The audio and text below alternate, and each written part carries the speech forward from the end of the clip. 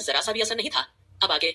आहान तुरंत एक बार फिर ध्रुव के कानों के पास झुकते हुए फुसफुसाया, वैसे यार मानना पड़ेगा, भले ही अरमान भाई की यादें चली हों, लेकिन आज भी इनकी दीवानगी आस्था भाभी के लिए कम नहीं हुई है। उसने इतना कहा ही था कि इतने में उसे आकाश और सुमित की सख्त आवाज सुनाई देती है। सुमित ने अरमान को सवालिया निगाहों से देखते हुए पूछा, अरमान, तुम अब क्या करने की कोशिश कर रहे हो? तुम जानते हो ना, तुमने ब्लैक डेविल के खास आदमी रॉकी को मार डाला है। इसका मतलब समझते हो? अगर ब्लैक डेविल किंग को इस बारे में जरा सी भी भनक लगी तो वह गुस्से से पागल हो जाएगा और वो हम सब पर हमला करने की कोशिश करेगा। तभी आकाश बात आगे बढ़ाते हुए बोला, हाँ अरमान, सुमित बिल्कुल ठीक कह रहा है। भले ही तुम्हें ये बात याद नहीं है, लेकिन उसने तुम्हारे बेटे अंश सिंघानिया को भी घर से अगवा करने की कोशिश की थी और उस वक्त तुमने उसके खिलाफ खड़ा एक्शन भी लिया था। आकाश और सुमित जानबूझकर यहाँ पर सारी बातें अरमान को बताने से बच रहे थे ताकि वो अपने दिमाग पर ज्यादा जोर न डाले। अरमान ने उन्हें काफी देर तक घूरने के बाद कहा, मैं जानता हूँ कि अंश के किडनैप्ड होने के बाद मैंने क्या किया था। अरमान की आवाज में अजीब सी ठंडक थी, लेकिन उसकी आंखों में आग साफ दिखाई दे रही थी। उसने कुर्सी से उठते हुए गंभीर स्वर में अपनी बात जारी रखते हुए कहा, और मुझे ये भी पता है कि ब्लैक डेविल मुझे बर्बाद करने के लिए किस हद तक गिर सकता है। अरमान के शब्दों से स्टडी रूम में एक पल के लिए सन्नाटा सा छा गया था। माहौल में एक अजीब सा तनाव था। कोई कुछ नहीं बोल रहा था, बस घड़ी की टिक टिक आवाज सुनाई दे रही थी। लेकिन तभी आकाश के दिमाग में कुछ कौंधा। उसे अचानक किसी बात का एहसास हुआ। उसने धीमी आवाज चिंता जताई, लेकिन अरमान, तुम्हें इस बारे में ज्यादा कुछ याद नहीं है। अगर तुम इस मामले की गहराई में गए तो तुम्हारी दिमागी हालत बिगड़ सकती है। इतना कहते ही आकाश के माथे पर चिंता की लकीरें उभर आई। अरमान ने आकाश की ओर नजरें घुमाई और काफी सख्त लहजे में उससे पूछा, क्या सच में मेरी हालत बिगड़ सकती है, या फिर तुम सब लोग मुझे कमजोर समझ रहे हैं? इतना कहने के बाद अरमान ने आगे कहा, उस ब्लैक डेविल ने सोचा है कि अगर अरमान सिंघानिया यादें चली जाने से वह टूट जाएगा तो ये उसकी सबसे बड़ी गलतफहमी है। इतना कहकर अरमान और भी ज्यादा सीरियस हो गया था और अगले ही पल उसकी वह सीरियसनेस गुस्से में बदल गई थी। ध्रुव ने आगे बढ़कर अरमान से कहा, भाई हम सब आपके साथ हैं, लेकिन इस वक्त सबसे ज्यादा जरूरी है आस्था भाभी की सेफ्टी है। आस्था का नाम सुनते ही अरमान का चेहरा एक पल के लिए बदला। उसकी आंखों में कुछ ना समझ आने वाली बात थी। अरमान, अगर उसे कुछ भी हुआ ना तो मैं इस दुनिया को जला दूंगा। उसी वक्त दरवाजे के बाहर किसी के कदमों की आहट हुई। दरवाजा खुला और आस्था अंदर आई। कहीं ना कहीं आस्था ने अरमान की लास्ट वाली लाइन सुन ली थी, जिससे आस्था के दिल में एक प्यार भरा एहसास तरोताजा हो गया। लेकिन आस्था को वहां देखकर अरमान तुरंत ही हड़बड़ा गया। वही अबीर ने आस्था को वहां देखकर पूछा, अरे बटरफ्लाई, तुम यहाँ क्या कर रही हो? इस बात पर आस्था एक पल के लिए फ्रीज हो गई थी। उसने नहीं सोचा था अबीर उससे यह सवाल पूछ बैठेगा। वहीं अबीर झट से अपने इमोशंस को छुपाते हुए फिर से बोला, आई मीन आस्था, तुम यहाँ क्या कर रही हो? तभी अविनाश आगे बढ़कर आस्था के पास आया और उसके सिर पर हाथ फेरते हुए उससे पूछा, तुम ठीक तो हो ना बेटा? आस्था ने हाँ में गर्दन हिलाई। फिर कुछ पल की खामोशी बाद वह मुस्कुराई। अरमान ने भी आस्था की ओर तिरछी नजर डाली, लेकिन कुछ कहा नहीं। तभी आहान और ध्रुव एक साथ बोले, क्या बात है भाभी, आप कुछ परेशान सी लग रही हैं। बताइए ना भाभी, क्या आप हमसे कुछ कहना चाहती हैं? उनका का सवाल सुनकर आस्था ने अपने चेहरे पर मुस्कान लाते हुए हाँ में अपना सिर हिलाते हुए कहा, ऐसी कोई बात नहीं है भैया, हम बिल्कुल ठीक हैं। हम आप लोगों को ये बताने के लिए आए थे कि रश्मि दीदी को यहाँ घर पर छोड़कर हम सब लेडीज एक साथ मिलकर नानी माँ से मिलने के लिए मामा जी के घर जा रहे हैं। जी हाँ, रौनक ने कोई और आइडिया नहीं दिया था, बल्कि नानी माँ से मिलने का बहाना ही बनाया था। वही आस्था के शब्दों को सुनकर आहान को तगड़ा झटका लगा था। उसने फौरन रिएक्ट करते हुए कहा, क्या? लेकिन भाभी, रौनक इस कंडीशन में कैसे जा सकती है? आप जानती है ना मेरी प्रिंसेस अभी कितनी ज्यादा छोटी है। इस पर आस्था अपनी नर्वसनेस छुपाते हुए जल्दी से बोली, आहान भैया, रौनक को भी नानी माँ की याद आ रही है, उसे भी उनसे मिलना है। इनफैक्ट उसी ने हमें यह आइडिया दिया है।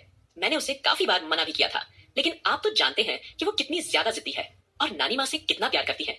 इसलिए हम सबने मिलकर यह तय किया है कि हम सब मिलकर नानी माँ को सरप्राइज देंगे। और वैसे भी मेरा मूड कुछ ठीक नहीं लग रहा है, इसलिए मैं भी थोड़ा सा फ्रेश माहौल चाहती हूँ, दूसरी जगह जाकर थोड़ा बेटर फील करना चाहती हूँ। आस्था आहान और ध्रुव से शांति से बात करने की हर संभव कोशिश कर रही थी। उसकी मोटी मोटी आंखों के नीचे हल्की सी परछाई सी बन रही थी। उसकी आंखों को देखकर कोई यह नहीं पता लगा सकता था कि उसके मन में क्या चल रहा है। वह अचरज के साथ उनको देख रही थी। वही अरमान ने आस्था की मासूम शक्ल देखकर उसे कुछ भी कहने की इच्छा दबा दी।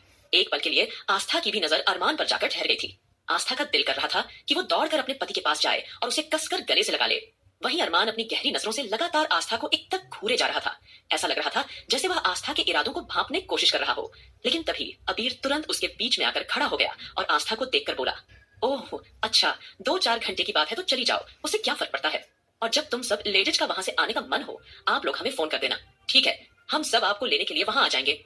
वहीं अरमान ने आस्था की बातों पर ज्यादा तवज्जो नहीं दिया और बाकी सब लोगों की ओर देखते हुए सीधे मुद्दे पर आकर बोला, आप सब लोगों को मैंने जो जो काम सौंपा है वो काम जल्द से जल्द हो जाना चाहिए। इतना कहने के बाद अरमान बिना किसी को कुछ कहे वहां से बाहर निकल गया। अरमान की पीठ जाते देख आस्था देर तक सन्न रहकर खड़ी रही। कहीं ना कहीं आस्था को लग रहा था वह कितना हार्टलेस है, उसके लिए आस्था की फीलिंग कोई मायने नहीं रखती थी। लेकिन फिलहाल अब देर न करते हुए थोड़ी देर बाद वो सीधा क्लब की ओर बाकी सब लड़कियों को लेकर रवाना हो चुकी थी। वही अरमान भले ही आस्था को बिना कुछ कहे वहां से निकल चुका था, लेकिन उसके चेहरे पर कुछ रहस्यमयी से एक्सप्रेशन थे। वहीं दूसरी ओर आस्था और बाकी सब लड़कियों ने अपने साथ एक एक जोड़ी एक्स्ट्रा कपड़े क्लब में जाने के लिए चुपके से रख लिए थे, और घर से थोड़ी दूरी पर जाने के बाद उन सबने कार में ही एक एक करके कपड़े चेंज करना और मेकअप करना स्टार्ट कर दिया था। हालांकि इस सिचुएशन में कपड़े चेंज करते हुए सबको बहुत ज्यादा हंसी आ रही थी कि वो किस तरीके से कार के अंदर कपड़े चेंज कर रही हैं। उन्होंने एक दूसरे के चेहरे को देखते हुए हल्की सी मुस्कान दबाई और फटाफट जैसे तैसे अच्छी तरह से अपने कपड़े चेंज कर लिए थे। वही रौनक आस्था के मुरझाए हुए चेहरे को देखकर एकदम से बोली, आस्था प्लीज, अब तुम्हें इस तरह से परेशान होने की कोई जरूरत नहीं है। तुम देखना, आज हम सब मिलकर झंडे गाड़ देंगे, और हाँ, एकदम से तुम उस डेविल किंग को मारना पिटना शुरू मत कर देना। मेरा मतलब है, हमें उस डेविल किंग के सामने अपने दिल में दबे हुए गुस्से को शांत रखना होगा। तुम्हारा कोई भरोसा नहीं, पता चला कि तुम वही उसे ठोक ठोकर या उसका भेजा उड़ाकर आ जाओ। तुम्हें अपने गुस्से और अपने चेहरे के एक्सप्रेशन पर पूरा कंट्रोल करना होगा। तुम इस तरीके से वहां अग्रेसिव बिहेव रखकर नहीं जा सकती। जोश में हम अपने होश नहीं खो सकते, वरना हमारा प्लान शुरू होने से पहले ही खत्म हो जाएगा। और वैसे भी उस राजवीर जिंदल का कोई भरोसा नहीं है। वो भले ही अभी कुछ दिन से दिखाई नहीं दे रहा हो, लेकिन हम सब जानते हैं उसके दिमाग में कुछ तो खुफियापंथी चल रही है। तुम समझ रही हो ना मेरी बात? जैसे ही आस्था ने रौनक के मुंह से ये शब्द सुने तो उसने पलकें झपकाई, फिर बेरुखी से मुस्कुराते हुए बोली, हाँ, मैं समझ गई हूं कि मुझे आगे क्या करना है। तुम देखना, मैं उस डेविल किंग को हर हाल में सबक सिखा कर रहूंगी, लेकिन उससे पहले मुझे किसी भी तरह से उस घटिया इंसान को बहला फुसलाकर अपने लिए डार्क विला में जाने का रास्ता बनाना होगा, क्योंकि उस डार्क विला में एंटीडोट ही नहीं बल्कि मेरा एक खास मकसद भी मौजूद है। किसी को कुछ समझ नहीं आ रहा था कि आस्था के दिमाग में क्या चल रहा था, क्योंकि उसकी बातें बहुत रहस्यमयी थी।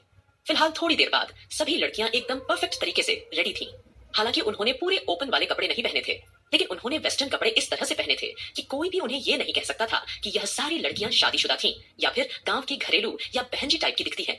वह सब एक से बढ़कर एक अच्छी तरीके से तैयार हुई थी, और अब सब निश्चिंत होकर उन्होंने एकदम बोल्ड लिपस्टिक लगा रखी थी, जिसमें सब एक से बढ़कर एक खूबसूरत अप्सरा लग रही थी।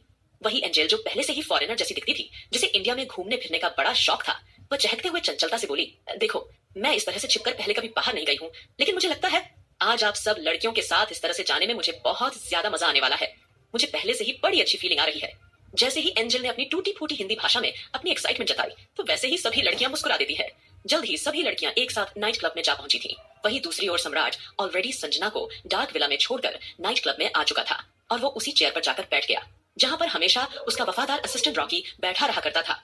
वहां जाकर उसने अपने शर्ट के 2 बटन खोले और नाइट क्लब में अपनी नजरें दौड़ाते हुए यहाँ वहां देखने लगा, लेकिन उसे कुछ भी सस्पिशियस या अलग नहीं लगा था। वही आस्था और बाकी सारी लड़कियां अब धीरे धीरे नाइट क्लब के अंदर एंट्री लेने लगी थी। नाइट क्लब का शोरगुल उन सबके कानों को पूरी तरह से इफेक्ट कर रहा था। तब आस्था ने हल्की नाराजगी से रौनक और मारिया को घूरते हुए कहा, मैंने आप लोगों को मना भी किया था कि यहाँ बहुत शोरगुल होगा, जो आप दोनों की सेहत के लिए बिल्कुल भी ठीक नहीं होगा। पता है, अगर नानी माँ को पता चल गया कि आप दोनों का रेस्ट का पूरा टाइम पीरियड पूरा होने से पहले पहले हम आप दोनों को यहाँ इस शोरगुल के माहौल में नाइट क्लब में नचाने के लिए लेकर आए हैं, तो वो हमारी क्लास लगा देंगी, वो भी बढ़िया वाली। आपने सोचा भी है हमारे बारे में? आपको नहीं पता नानी माँ जब भी हमें मारती थी तब हमारी कमर कितने दिनों तक दुखती थी। इतना कहने के बाद उसका मुंह बन गया था, ऐसा लग रहा था वो अब बस रो ही पड़ेगी। यह सुनकर रौनक, मारिया और बाकी सबकी नजरें फैल गई, और अगले ही पल वह सब खिलखिलाकर आस्था को देखने लगी थी। वैसे तो मारिया बहुत कम हंसा करती थी, लेकिन आस्था के चेहरे की मासूमियत देखकर उसके चेहरे पर एक दिलकश मुस्कान तैर गई थी। तभी रौनक हंसते हुए फुसफुसाई, इसका जुगाड़ भी हम करके आए हैं। ये देखो, ये कॉटन हम अपने कानों के अंदर लगाएंगे और हमें केवल उतना ही सुनाई देगा जितना हम बियर कर पाएंगे, तो तुम्हें इतना टेंशन लेने की कोई जरूरत नहीं। इतना कहने के बाद रौनक के होठों पर एक शरारती स्माइल खेल रही थी। रौनक की बातें सुनकर आस्था की आंखों में सिर्फ सरप्राइज था और कुछ नहीं। आस्था फिर मजाकिया अंदाज में उससे बोली, अरे वाह, तुम तो बड़े चालू हो गई हो। चलो ठीक है ठीक है, संगति का ही असर है। ये कहते हुए आस्था और बाकी सब मुस्कुराकर अब नाइट क्लब के अंदर आ गए थे। इधर नाइट क्लब में अंदर आने के बाद आस्था और बाकी सबने जैसे ही अंदर एंट्री ली तो उन्होंने अच्छी तरह से ऐसे बिहेव करना शुरू कर दिया था मानो कि वो कोई फ्रेंड्स के सर्कल का ग्रुप हो जो कि यहाँ पर मौज मस्ती और एंजॉय करने के लिए आया हो। हालांकि उन सबकी नजरें चारों तरफ इधर उधर घूम रही थी। अब जैसे ही आस्था ने रॉकी की सीट पर सम्राट को देखा और उसके ठीक पीछे 4 काले रंग के कपड़े पहने हुए उन्हीं बॉडीगार्ड्स को वापस देखा, तो उसे समझते देर नहीं लगी कि सामने बैठा हुआ शख्स असल में ब्लैक डेविल किंग है। वही एंजेल की नजरें जैसे ही ब्लैक डेविल यानी सम्राट पर पड़ी तो उसकी आंखें हैरानी से बड़ी हो गईं। एंजेल ने पहली नजर में ही सम्राट को देखते ही पहचान लिया था। वो तुरंत ही आस्था के पास गई और उसका हाथ पकड़कर उसे एक साइड खींच कर लेकर आई। फिर उसने चुपके से ब्लैक डेविल किंग यानी सम्राट की ओर इशारा करते हुए आस्था को दबी हुई आवाज में बताया, आस्था, वो देखो, ये तो वही आदमी है जिससे मैंने हमारी मदद करने के लिए हेल्प मांगी थी जब हमें मार्केट में कुछ गुंडों ने परेशान किया था। तब एंजेल की बातों पर गौर करते हुए आस्था ने भी सम्राट के चेहरे की ओर आश्चर्य से देखा। आगे क्या